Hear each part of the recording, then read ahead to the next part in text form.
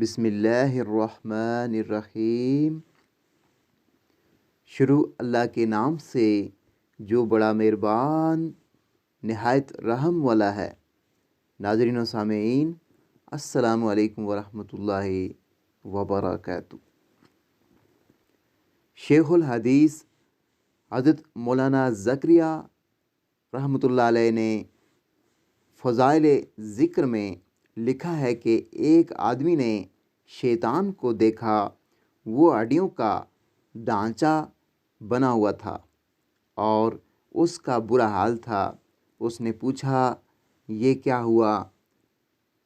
کہنے لگا، کیا بتاؤں کہ کچھ ایسے لوگ ہیں جنہوں نے میرے جگر کے کباب بنا دیے ہیں اور انہوں نے مجھے ہڈیوں کا ڈھانچہ بنا دیا ہے۔ اس نے کہا، وہ کون لوگ ہیں؟ کہنے لگا کہ وہ جو شونیزیا کی مسجد میں بیٹھے ہوئے ہیں۔